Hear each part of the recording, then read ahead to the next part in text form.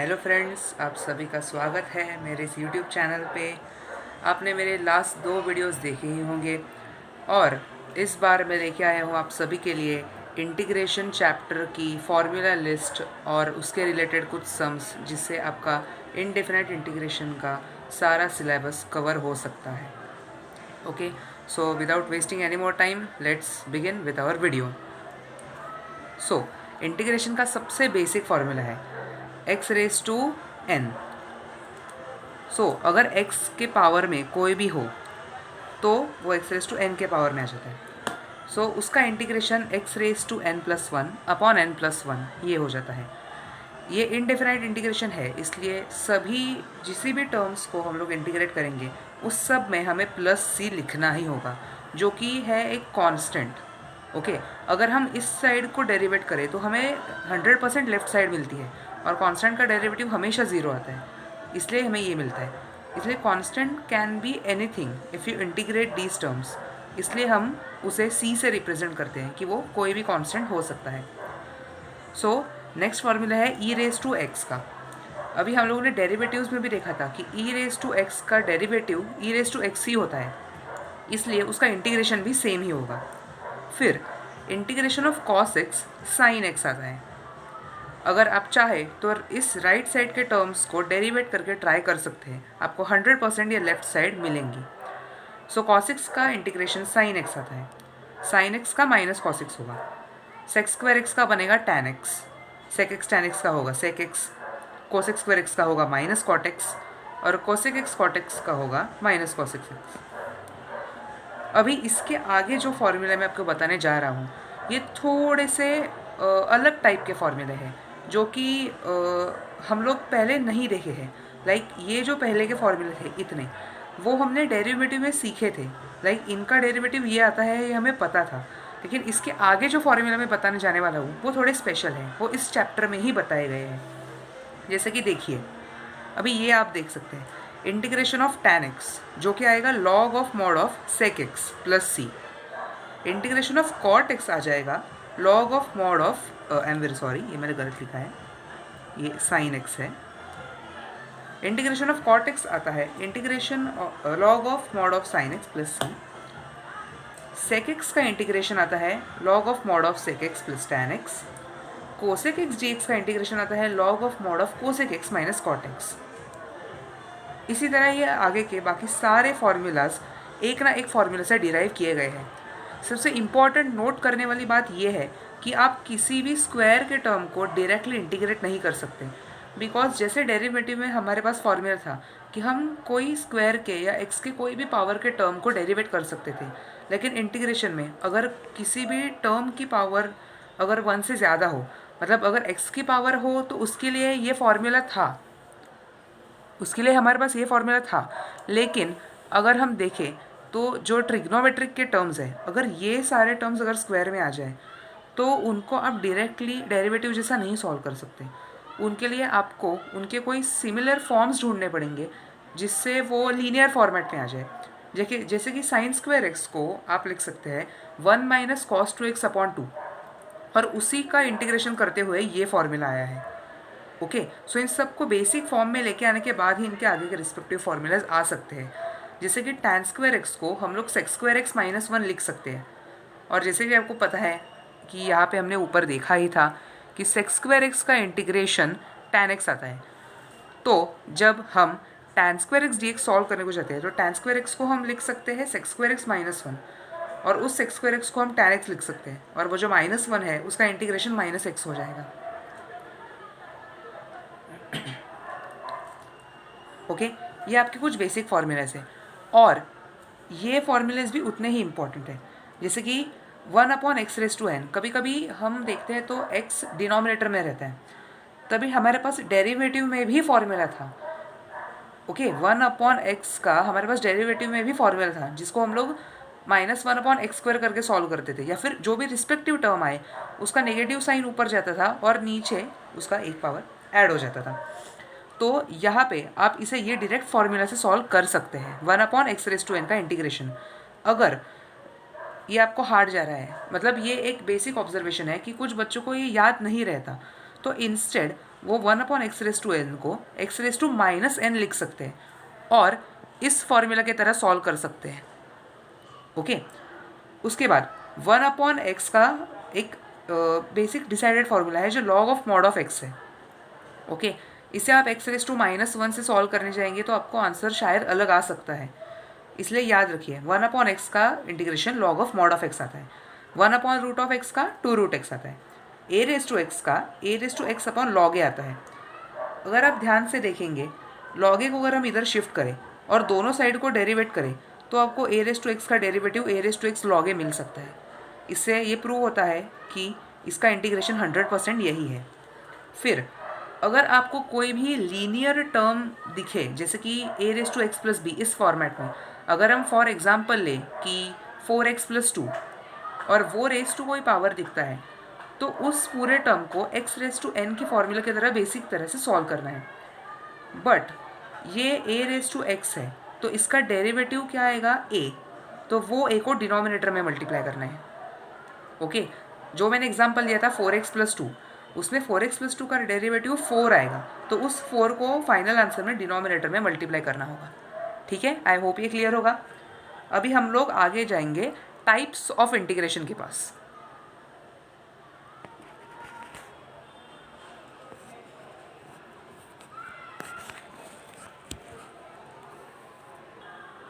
Okay friends, सो ये है types of integrations. पहला टाइप होगा integration of a sin x plus b cos x upon c sin x plus d cos x। इसकी हर एक type में integration के जो भी टाइप्स आएंगे उन सभी का कोई ना कोई तो मेथड फिक्स है जिससे आप उन्हें सॉल्व कर सकते हैं। डेरिवेटिव में ऐसे कोई टाइप्स नहीं थे क्योंकि डेरिवेटिव एक इजी चैप्टर था और उसके डायरेक्ट फार्मूला से आपको सारे आंसर्स आ सकते थे। लेकिन इंटीग्रेशन में कुछ फॉर्म्स ऐसे हैं कि जो सॉल्व नहीं किए जा सकते नॉर्मल मेथड से, इसलिए उनके लिए ये अलग टाइप्स और उनके अलग मेथड्स निकाले गए। सो हम लोग जाते हैं पहले टाइप की तरफ जो है integration of a sin x plus b cos x upon c sin x plus d cos x। इसका बेसिक मेथड ये है कि जो न्यूमरेटर का टर्म है उसे आप इस फॉर्मेट में लिख सकते हैं जो है a dy/dx of denominator plus b into denominator. इसका फ़ायदा क्या होगा और ये सब में कैसे सॉल्व होगा ये मैं आगे बताऊंगा। मैंने हर टाइप के और हर फॉर्मूला के थोड़े थोड़े सम्स लिए हैं जिससे आपको सारे टाइप्स और फॉर्मूलाज क्लियर हो सकते हैं, तो वो हम सारे टाइप्स ख़त्म करने के बाद आगे उनके सम्स देखेंगे। सेकेंड टाइप ऊपर के टाइप से थोड़ा सा सिमिलर है क्योंकि उसका मेथड भी सेम है। सेकेंड टाइप है integration of a e⁻x plus b upon c e⁻x plus d।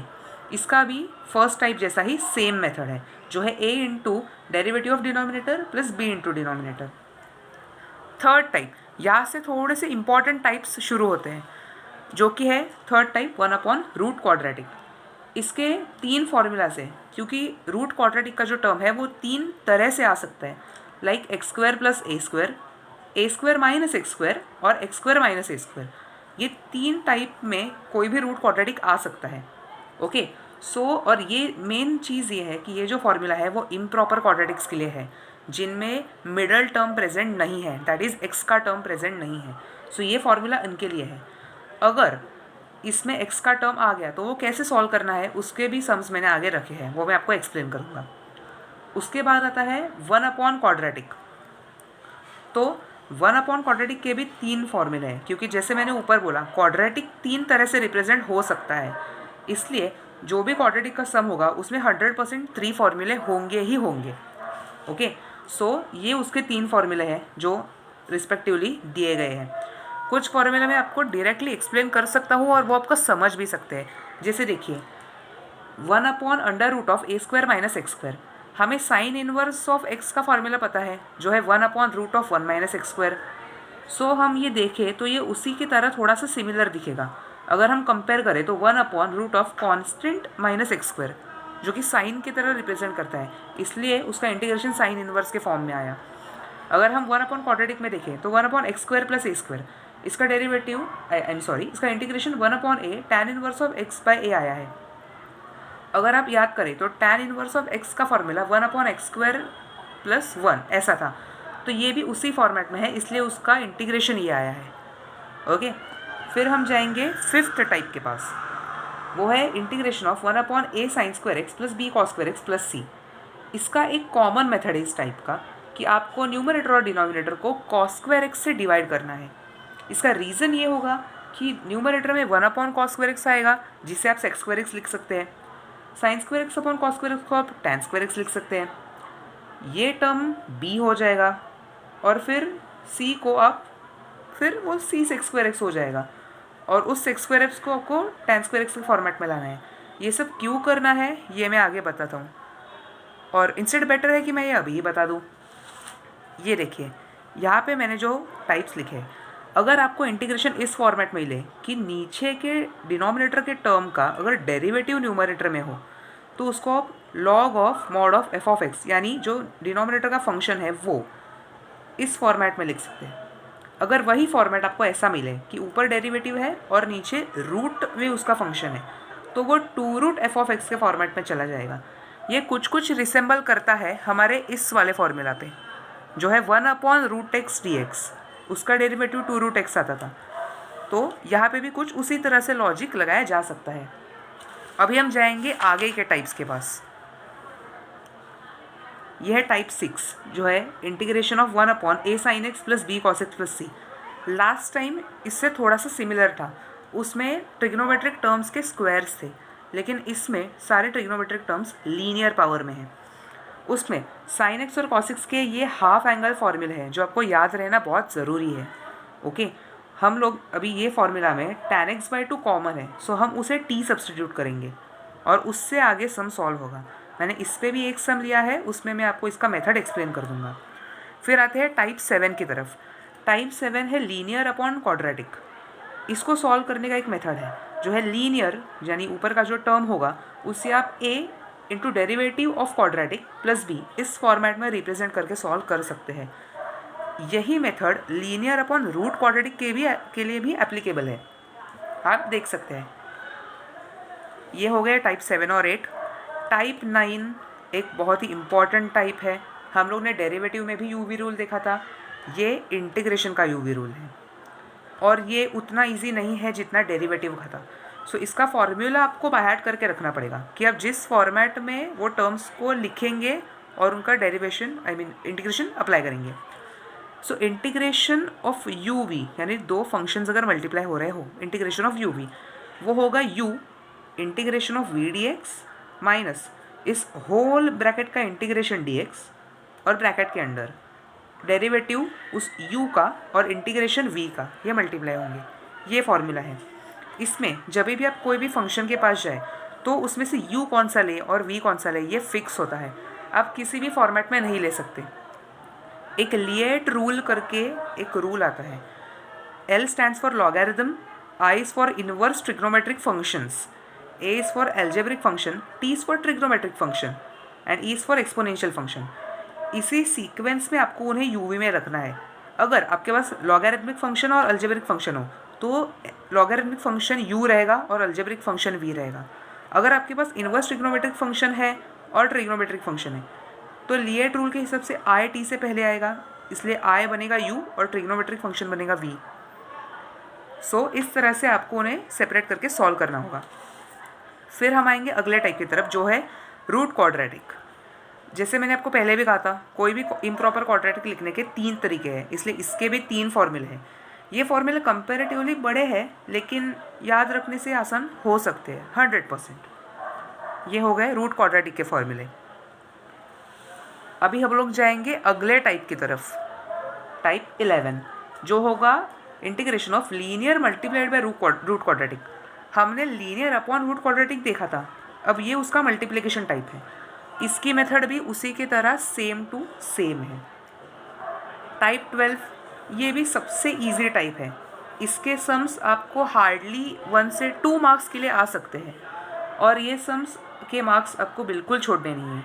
इसका रीज़न देखिए, फॉर इंटीग्रेशन है integration of e raise to x, bracket के अंदर फंक्शन प्लस सामने उसका डेरिवेटिव, इसका answer e raise to x into वो फंक्शन है, बस इतना ही है।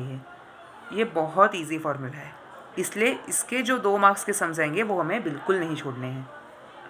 फिर ये और एक बहुत इम्पॉर्टेंट इंटीग्रेशन का टाइप है जो है इंटीग्रेशन बाय पार्शियल फ्रैक्शन।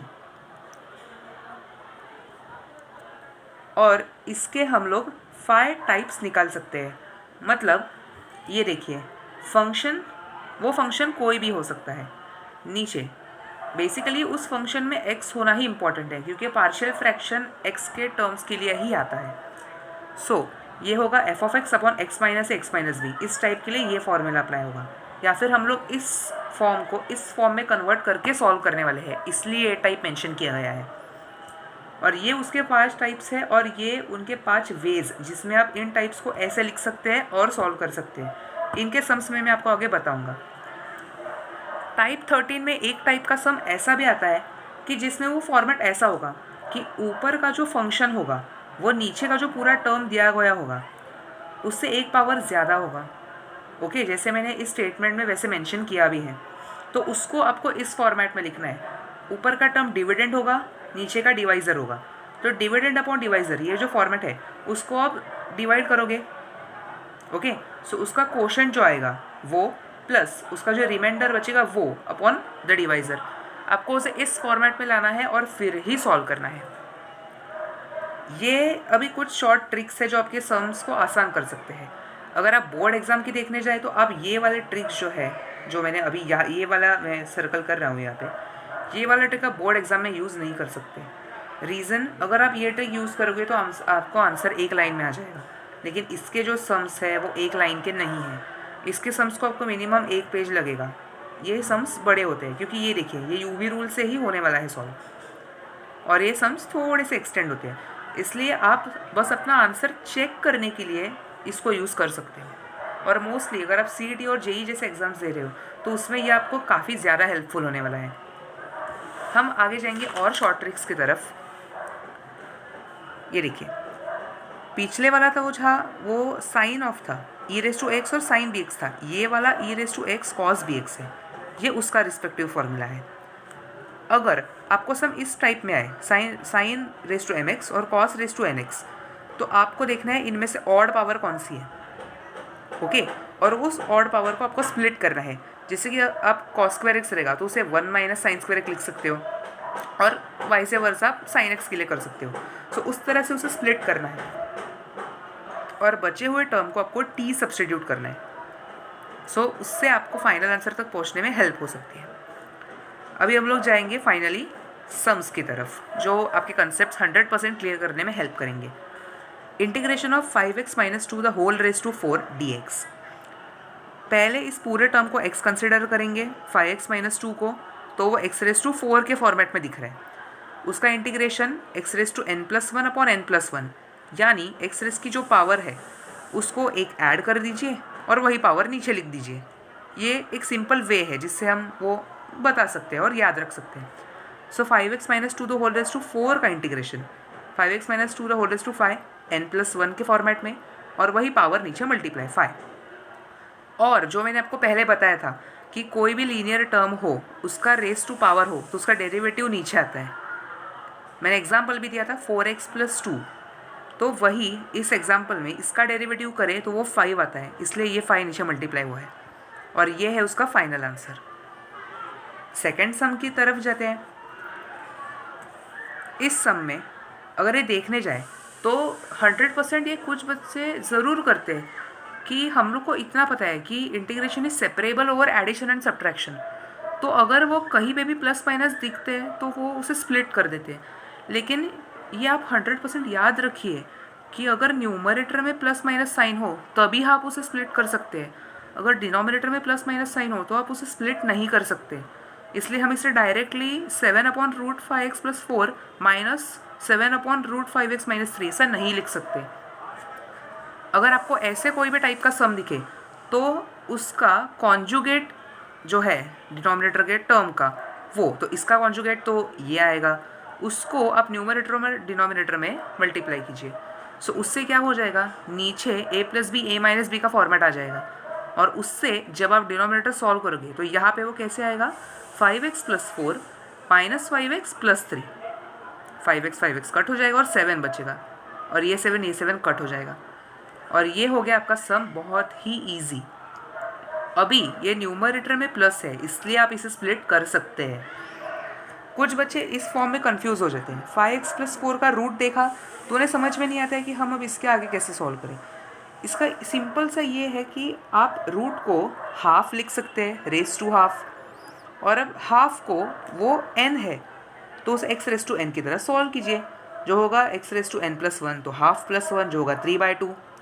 ये स्टेप मैंने डायरेक्ट लिखा है, ये नीचे 3/2 आ जाएगा डिनोमिनेटर में, जो घूम कर 2/3 बन गया है। और ये 5 है वो इसका डेरिवेटिव है जो हमने ऊपर भी देखा था ऊपर के सम में। सो ये उसका डेरिवेटिव नीचे मल्टीप्लाई हो गया है। यही दोनों टर्म्स करके ये फाइनल आंसर आपको मिल चुका है। तीसरा सम होगा sine x, integration of sine x upon 1 plus sine x. इसमें मैं फिर से दोहराना चाहूँगा, डिनोमिनेटर में प्लस माइनस साइन हो तो आप उसे स्प्लिट नहीं कर सकते, वो न्यूमरेटर में रहना चाहिए। अभी इसमें भी हम लोग ने सेम मेथड यूज़ किया है, उसके कॉन्जुगेट से मल्टीप्लाई डिवाइड किया है। ओके, सो वो करने से हमें मिलेगा 1 minus sine x 1 plus sine x denominator में, जो बन जाएगा 1 माइनस साइन स्क्वायर एक्स। इसे आप कॉस स्क्वायर एक्स भी लिख सकते हैं, और ऊपर ये मैंने जस्ट ब्रैकेट ओपनिंग की है। अब आप इसे सेपरेट कर सकते हैं क्योंकि माइनस साइन न्यूमरेटर में है। अब मैंने इसे सेपरेट कर दिया है, और ये बेसिक फंक्शन है। साइन एक्स अभी नीचे कॉस स्क्वायर एक्स था, मतलब 2 कॉस एक्स थे, तो एक साइन एक्स कॉस एक्स बन जाएगा tan एक्स, और जो एक 1 अपॉन कॉस एक्स बचा है वो सेक एक्स बन जाएगा, वो सेक एक्स बन जाएगा। और इसमें sine square x upon cos square x जो बन जाएगा tan स्क्वायर एक्स। अभी tan स्क्वायर एक्स का मैंने आपको पहले फॉर्मूला दिखाया था। ट्रिग्नोमेट्रिक टर्म्स का स्क्वायर रहेगा तो हम उनका डायरेक्ट इंटीग्रेशन नहीं कर सकते, उनके लिए हमें अलग फॉर्मूले हैं जो हमें पता था, जो है tan x माइनस एक्स। अभी यहाँ माइनस साइन था इसलिए उनके साइंस फ्लिप हो गए हैं। अगला sum x square plus 2 integration of x square plus 2 upon x square plus 1 e raise to x plus tan inverse of x. अभी मोस्टली जो सब्सटीट्यूशन के सम्स होते हैं ना, तभी बच्चे कंफ्यूज हो जाते हैं कि हम किसे सब्सटीट्यूट करें, क्योंकि अगर यहाँ पे देखा जाए तो ये पूरा टर्म भी थोड़ा सा ऑड दिख रहा है। मतलब इसका हिंट ये है कि जो टर्म आपको ऑड दिख रहा है ना उसको सब्सटीट्यूट कर दो। ऑड इन द सेंस जिसका आप डायरेक्ट फॉर्मूला नहीं लगा सकते। जैसे कि देखिए ए रेस टू, हम लोग को क्या देखने की आदत है, ए रेस टू एक्स जिसका डेरिवेटिव भी हमें पता है और इंटीग्रेशन भी पता है, लेकिन यहाँ पे e raise to x plus tan inverse of x है, ये ऑड बन गया अभी, इसलिए इसको टी सब्सटीट्यूट करना है हमें। ओके, ये देखिए हम इसको टी सब्सटीट्यूट कर देंगे। फिर differentiate with respect to x, ये उसका एक सब्सटीट्यूशन का बेसिक ट्रिक है। Differentiate with respect to x जो ऐसे आ जाएगा, क्योंकि tan इनवर्स ऑफ एक्स का derivative 1 upon 1 plus x square है। क्रॉस मल्टीप्लाई करके ऐड करेंगे तो हमें ये मिल जाएगा x square plus 2 upon x square plus 1 dx। अगर आप ध्यान से देखिए तो ये पूरा टर्म यही है, और यह पूरा टर्म आपका बनने वाला है dt, और उसे कर दिया आपका काम easy, integration of a raise to t d t. और अभी हमें ए रेस टू एक्स का फॉर्मूला आता है, तो ए रेस टू टी का क्या आएगा, e raise to t upon log e, और टी को अब हमें रीसब्स्टिट्यूट करना है जो था x plus tan inverse of x. ये आ गया आपका फाइनल आंसर। अभी ये वो वाला टाइप है a sine x plus b cos x upon c sine x plus d cos x, ये उसका सम है। तो मैंने कहा था न्यूमरेटर को हम इस फॉर्मेट में लिख सकते हैं, a into derivative of denominator plus b into denominator. तो हम उसको उसी तरह सॉल्व करेंगे। अभी यहाँ पे मैंने सॉल्व करने के कुछ स्टेप स्किप किए हैं, क्योंकि आपको जस्ट इसका डेरिवेटिव करना है, साइन a अंदर मल्टीप्लाई करना है, b अंदर मल्टीप्लाई करना है, और बस साइन एक्स कॉस एक्स को बाहर लेना है और इनको अंदर लेना है। इतना ही था, ये इजी कैलकुलेशन था, इसलिए मैंने ये वाला पार्ट स्किप किया बीच में का, और डायरेक्टली उन टर्म्स को कॉमन लेके ही ये लिखा है। अभी आप दोनों सेट्स को कंपेयर कर सकते हैं, 3a प्लस 4b 2 आ जाएगा, 3b माइनस 4a 1 आ जाएगा। वापस मैंने ये सॉल्व करने का पार्ट स्किप कर दिया है, क्योंकि ये दो लीनियर इक्वेशंस को सॉल्व करने की बात है, ये हम लोगों ने 10th में ही सीख लिया था, इसलिए हम ये कर सकते हैं। ये दो इक्वेशंस आप साइमल्टेनियसली सॉल्व करेंगे तो आपको वैल्यू आ जाएगी a की 2/25 और b की 11/25।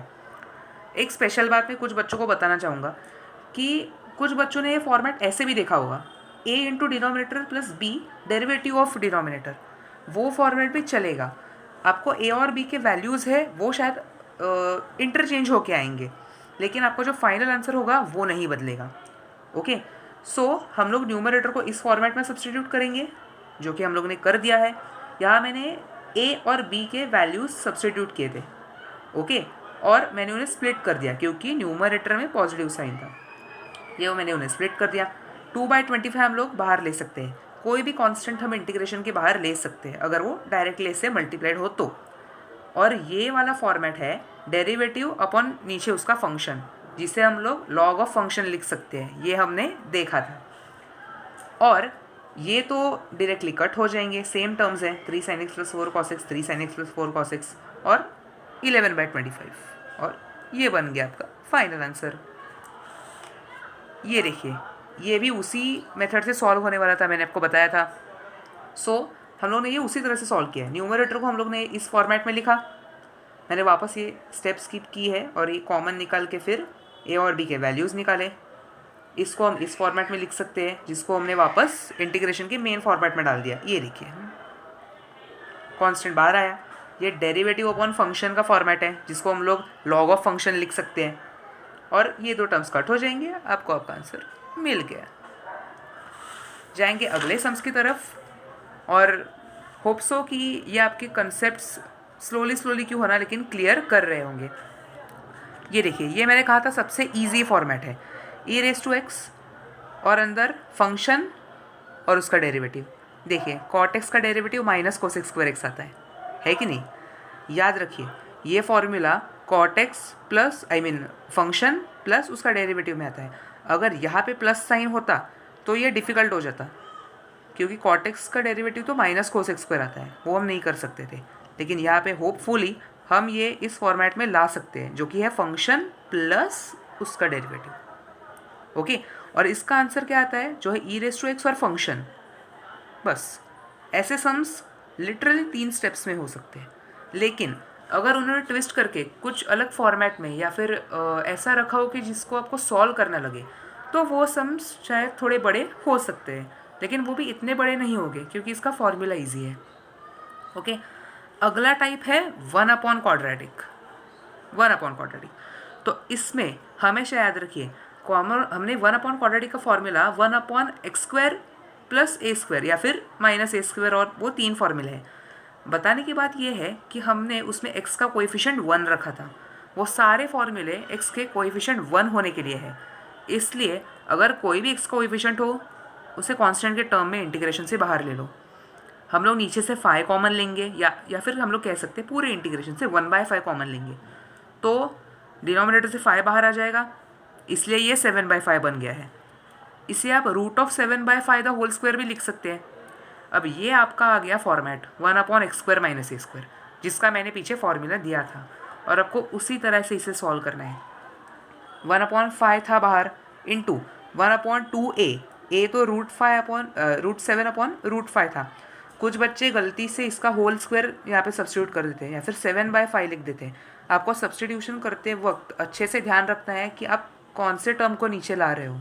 ओके, यहाँ पे a आने वाला है, a² नहीं। ओके, सो ये बन जाएगा आपका ओवरऑल फाइनल आंसर। फिर अभी मैंने आपको कहा था जैसे पीछे कि मैं आपको एक प्रॉपर क्वाड्रेटिक का भी सम लूँगा, जिसपे बीच में का x का टर्म होगा। तो इसमें आपको क्या करना है, तो इसका जो थर्ड टर्म होगा इस क्वाड्रेटिक का, x² + 8x, इसका थर्ड टर्म जो होगा वो एक एडजस्ट करना है। थर्ड टर्म क्या होगा, half into coefficient of x। तो कोएफिशिएंट ऑफ x तो 8 है, सो हाफ इंटू 8 जो बन जाएगा 4, उसका स्क्वायर 16।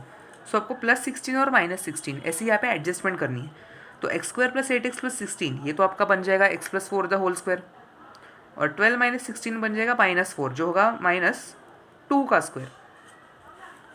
और अभी ये आपका फॉर्मेट हो गया x² - a², और अब आप उसको नॉर्मल फॉर्मूला अप्लाई करके सॉल्व कर सकते हैं। ये है 1/√क्वाड्रेटिक का सम। अभी इसका मैंने इम्प्रॉपर क्वाड्रेटिक का एक एग्जांपल नहीं डाला है, क्योंकि आपने ऊपर एक इम्प्रॉपर क्वाड्रेटिक का सम देख लिया है, तो वो भी उसी तरह से सॉल्व होगा। अभी इस सम में हम लोग को x² का कोएफिशिएंट 1 चाहिए, सो हम लोग 3 बाहर निकालेंगे, लेकिन 3 रूट के अंदर है, इसलिए वो 1/√3 के फॉर्मेट में बाहर आएगा। लेकिन अंदर से तो आपने 3 ही बाहर निकाला था, इसलिए इन टर्म्स के नीचे 3 आएगा, √3 नहीं। ओके, फिर वापस थर्ड टर्म जिसको मैंने शॉर्ट फॉर्म में टी लिखा है, थर्ड टर्म उसको आप half into coefficient of x जो 5/3 है उसका स्क्वायर करके ले लेंगे, उसको प्लस माइनस करके एडजस्ट कर लेंगे, फिर वो आपको आपका ओरिजिनल इम्प्रॉपर क्वाड्रेटिक का फॉर्मेट मिल जाएगा और आप उसे फॉर्मूला सब्स्टिट्यूट करके निकाल सकते हैं, सिंपल एज दैट। अभी ये देखिए, ये आपको पहचानने में शायद थोड़ी सी दिक्कत हो सकती है। ये उसी फॉर्मेट का सम है 1/a sin² x plus b cos² x plus c। इसमें a 0 था इसलिए sin² x का टर्म नहीं आया है। cos² x से इसे मल्टीप्लाई डिवाइड करना है। सो ये देखिए हम लोगों ने इसे मल्टीप्लाई डिवाइड किया, sec² x upon 4sec² x plus 3। sec² x को tan x के टर्म में लाना है, जो मैंने आपको पहले बताया था कि उसे हमें tan x के टर्म में लाना ही होगा। सो हमने उसको 1 + tan² x में सब्स्टिट्यूट किया और tan x का टर्म ला दिया। अभी अगर हम सोचें तो tan x का डेरिवेटिव sec² x है। सो हम इसे अगर उस फॉर्मेट में ला दें कि डेरिवेटिव अपॉन फंक्शन, तो उसे हम लोग लॉग के फॉर्म में ला सकते हैं। इसलिए हम लोग ने ये सोच के उसे t सब्स्टिट्यूट किया है। या फिर इसे आप ऐसे भी सोच सकते हो कि आपको इस sec² x dx को किसी एक फॉर्मेट में लाना है, तो अगर हम इसका tan x = t पुट करें, डिफरेंशिएट करें तो ये आ जाएगा और इसको अभी हम dt लिख सकते हैं।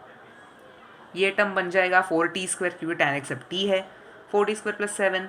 अपने 1/4 कॉमन निकाला क्योंकि x² का कोएफिशिएंट 1 रहना चाहिए, और फिर आपने उसको बेसिक हमारे फॉर्मूला की तरह इम्प्रॉपर क्वाड्रेटिक की तरह सॉल्व किया। आपका आंसर आ चुका है। ये आपका फॉर्मेट है लीनियर अपॉन क्वाड्रेटिक। लीनियर को आप a into derivative of quadratic plus b के फॉर्म में लिख सकते हैं।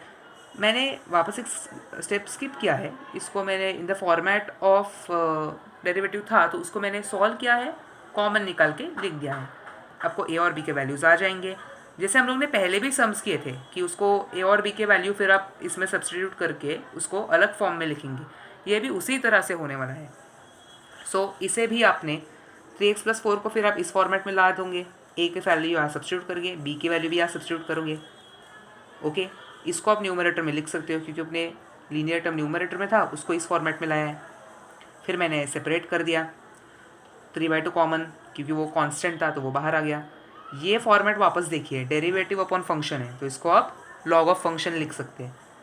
अभी ये जो सेपरेट होगा, अभी ये आपका वापस बन गया है एक प्रॉपर क्वाड्रेटिक जो हमने पहले डिस्कस किया था, अभी इसी ही पेज पे डिस्कस किया था।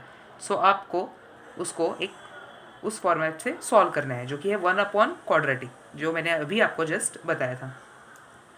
फिर आएगा लीनियर अपॉन रूट क्वाड्रेटिक, जिसका मैंने बोला था मेथड बिल्कुल ही सेम है। जैसे हम लोगों ने ऊपर सॉल्व किया था, नीचे भी उसी तरह से सॉल्व करना है। और इसमें भी आप देख सकते हैं, तो बस फ़र्क इतना है कि ये देखिए, ये डेरिवेटिव अपॉन रूट क्वाड्रेटिक है ना, तो इसको मतलब डेरिवेटिव अपॉन √x, तो उसको मैंने क्या कहा था 2 टाइम्स फंक्शन लिख सकते हैं आप, है ना, तो ये उस फॉर्मेट में आ गया। और ये आपका अभी बन जाएगा 1/रूट क्वाड्रेटिक। तो मैंने आपको रूट क्वाड्रेटिक पे भी फॉर्मूले दिए थे और अभी जस्ट मैंने एक सम आपको एक्सप्लेन भी किया था। सो इसे उसी फॉर्मेट में सॉल्व करना है। फिर आता है सम 1/2 + cos x - sin x। ये आपका फॉर्मेट है a sin x + b cos x + c। बस साइन के वजह से टर्म्स थोड़े शफल है। sin x को आप ऐसे पुट करेंगे, cos x का फॉर्मूला ये होगा, tan x/2 को आप t पुट करोगे तो आपका sin x बन जाएगा 2t upon 1 + t², cos x बन जाएगा 1 - t² अपॉन 1 + t²। आप उसको फिर यहाँ पे रीसब्स्टिट्यूट कर दोगे, इसका डेरिवेटिव करके आपको ये मिल जाएगा, ये जो dx है वो आपको मिल जाएगा 2 + 1/1 + t² dt, जो आपने यहाँ सब्स्टिट्यूट किया। मैंने सारे सॉल्विंग के स्टेप स्किप किए हैं क्योंकि 12 के बच्चे बेसिकली इतना सॉल्व कर सकते हैं। ओके, सो उसका बेसिक सॉल्व करना है, 1 + t² मल्टीप्लाई करेंगे और सॉल्व करके आपको ये आंसर आ ही जाएगा। फिर वापस 2 कॉमन निकालेंगे तो ये 1/क्वाड्रेटिक के फॉर्म में आ गया, है ना, तो हम उसे सॉल्व कर सकते हैं। मैंने आपको अभी सिखाया था। फिर अभी एक चीज़ आप नोटिस कीजिए कि मैं आपको पूरा सम सॉल्व करके नहीं दे रहा हूँ, मैं आपको उसका वे सिखा रहा हूँ कि आपको किस तरह से अप्लाई करना है, कैसे अप्लाई करना है, और फाइनली एक ऐसे जगह पहुँचना है जहाँ से आपका आगे रास्ता ईजी हो जाए। या फिर उसके आगे आपको कोई फॉर्मूला दिखना शुरू हो जाए कि हाँ इसके आगे मैं ये फॉर्मूला अप्लाई करके सॉल्व कर सकता हूँ। फिर x cos x, अभी ये uv का सम है। इसमें देखिए लिएट रूल अप्लाई करना था, LIATE। x अलजेब्रिक फंक्शन है, cos x ट्रिग्नोमेट्रिक फंक्शन है। लिएट रूल के हिसाब से a पहले आता है, t बाद में आता है, इसलिए अलजेब्रिक फंक्शन बन जाएगा u, ट्रिग्नोमेट्रिक फंक्शन बन जाएगा v। और अभी उसे हम लोग uv का फॉर्मूला से सॉल्व करेंगे, जो कि हुआ u integration of v dx minus whole bracket का इंटीग्रेशन अंदर derivative of u multiplied by integration of v। Simple. और एक बात, जब कॉस के या फिर साइन के ट्रिग्नोमेट्रिक के टर्म्स कोई भी हो वो ऐसे फॉर्मेट में हो, cos 3x या फिर sin 3x हो या फिर tan 3x आ जाए, या फिर कोई भी अगर आगे नंबर हो 4 हो 5 हो 6 हो, तो वो नीचे मल्टीप्लाई होगा, ये आप ना भूलें, ठीक है। ये फॉर्मेट है इंटीग्रेशन ऑफ रूट क्वाड्रेटिक। सो ये उसका वे था, हम लोग ने उसको एक इम्प्रॉपर क्वाड्रेटिक में लाया, मतलब वो 15 था, उसको हमने रूट ऑफ 15 का स्क्वायर ऐसे लिखा है, और वही हम लोग ने डायरेक्ट फार्मूला लगा के उसे आंसर ला दिया है। ये सम में अगर आप देखें तो ये ए स्क्वायर माइनस एक्स स्क्वायर हो सकता था, लेकिन कुछ अलग क्या आया है, ये क्यूब। तो आप इसे ए स्क्वायर माइनस एक्स क्यूब का स्क्वायर लिख सकते हैं, लॉ ऑफ इंडाइसिस है ना। एक्स क्यूब को टी पुट करें, अगर आप ध्यान से सोचें एक्स क्यूब का डेरिवेटिव तो 3x स्क्वायर आता है, तो एक्स स्क्वायर डी एक्स को आप डी टी बाई 3 लिख सकते हैं। हो गया आपका आंसर ईजी, 1/3 कॉमन आ गया, ये root of a square minus t square बन गया, जिसको आप रूट ऑफ क्वाड्रेटिक के फॉर्मूला से सॉल्व कर सकते हैं।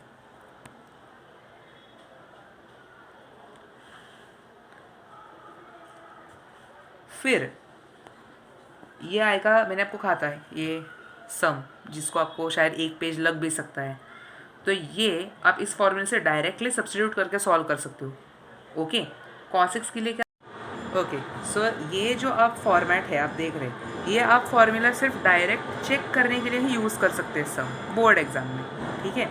ये आप डायरेक्ट फार्मूला करके करोगे, आपको जो चेक करने वाला है वो आपको 1 मार्क भी नहीं देगा, ट्रस्ट में, वो आपको 1 मार्क भी नहीं देगा, आपको पूरा सॉल्व करके ही दिखाना होगा बोर्ड एग्जाम्स में। लेकिन अगर आप एंट्रेंस एग्जाम्स दे रहे हैं तो उसमें आप फार्मूला डायरेक्ट सब्स्टिट्यूट करके फाइनल आंसर तक पहुँच सकते हैं, सिंपल एज दैट। अगला टाइप पार्शियल फ्रैक्शन, जो मैंने बोला था, ये देखिए एक्स स्क्वायर माइनस 5 + 6, आप बोलेंगे ये तो हम 1 अपॉन क्वाड्रेटिक से भी सॉल्व कर सकते हैं। येस, आप 100% कर सकते हैं, लेकिन वो स्पेशली किस टाइप के लिए है कि जब भी इसके आप फैक्टर्स नहीं निकाल सकते। अभी ये वाला सम देखिए, इसके फैक्टर्स आ सकते हैं, जो x - 3 x - 2 है, ओके। और अगर आप सिर्फ बोलेंगे कि 1 अपॉन क्वाड्रेटिक से हो जाएगा, लेकिन अगर यहाँ पे क्यूब आ गया तो आप सॉल्व नहीं कर सकते। सो उस वक्त आपको पार्शियल फ्रैक्शन हेल्प करेगा। सो इस फॉर्मेट को आप a अपॉन एक फैक्टर प्लस b अपॉन दूसरा फैक्टर ऐसे लिख सकते हैं। ये मैंने क्रॉस मल्टीप्लाई किया है, यहाँ पे क्रॉस मल्टीप्लाई किया है, क्रॉस मल्टीप्लाई करने के बाद डिनोमिनेटर्स कैंसिल हो जाएंगे, तो 1 = ये टर्म मिल जाएगा। फिर अगर आप x = 2 डालेंगे, a का टर्म निकल जाएगा क्योंकि ये 0 हो जाएगा, और यहाँ पे 2 डालेंगे तो ये -b हो जाएगा और b का वैल्यू -1 मिल जाएगा। इसी तरह से आपको एक एक टर्म को 0 करके दूसरे का वैल्यू निकालना है। अभी b 0 करने के लिए मुझे यहाँ 3 डालना पड़ेगा, तभी ये 3 - 3 0 बनेगा और मुझे a का वैल्यू मिल जाएगा। सो a का वैल्यू उस मेथड से 1 मिल गया। अभी फिर इसको मैंने इस फॉर्मेट में नॉर्मल इंटीग्रेशन में डाल दिया, ये देखिए आ गया मुझे final answer, simple as that, इतना ही था। इसलिए पार्शियल फ्रैक्शन आपको ऐसे सम्स इजीली सॉल्व करने के लिए हेल्प कर सकता है। फाइनली हम लोग मूव कर रहे हैं हमारे वीडियो की एंड की तरफ। लास्ट 2 सम, ये वो सम है जब मैंने आपको बोला था कि अगर ये उस फॉर्मेट में हुआ तो कि एक पावर साइन की m होगी, कॉस की n होगी और कोई तो एक ऑड होगा, ओके। तो इसमें कॉस क्यूब x है, इसको मैं cos square x cos x लिख सकता हूँ। फाइनली ये cos क्यूब x ही बनने वाला है। cos स्क्वायर x को मैं 1 - sin स्क्वायर x लिखूँगा, ओके। अभी sin x को t पुट करूँगा, इसका रीज़न जानते हैं क्यों? क्योंकि उसका डेरिवेटिव आगे प्रेजेंट है, और आप आगे इस cos x dx को डायरेक्टली एक दूसरे टर्म से सब्स्टिट्यूट कर सकते हैं, जो कि यहाँ है। sin x को t सब्स्टिट्यूट करेंगे, डिफरेंशिएट करेंगे, cos x dx dt बन जाएगा।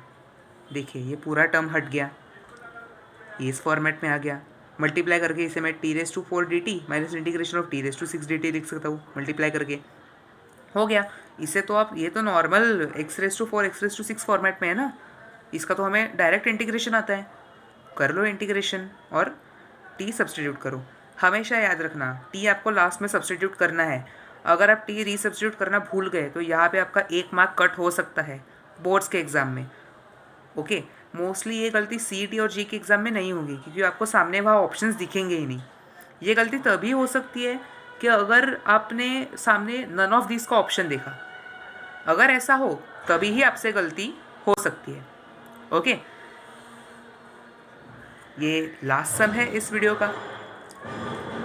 ये मैंने आपको कहा था ना कि जब न्यूमरेटर की पावर डिनोमिनेटर से 1 पावर ज़्यादा होगी, उस टर्म में डायरेक्टली न्यूमरेटर को डिवाइड कर दो डिनोमिनेटर से। ये भी कंसेप्ट हमने 10th तक सीख लिया था, पॉलिनोमियल्स का डिवीजन।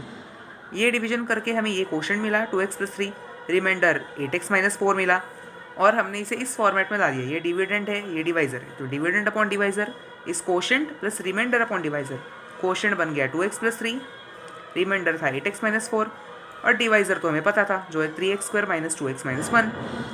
इसको स्प्लिट करके हम लोग डायरेक्ट आंसर इंटीग्रेट करके ला सकते हैं, जो कि मैंने एक स्टेप यहाँ पे स्किप करके लाया है। वो क्या होगा, इन 2 कॉमन आए, 2 बाहर आएगा, integration of x dx plus 3 integration of dx बन गया x² + 3x।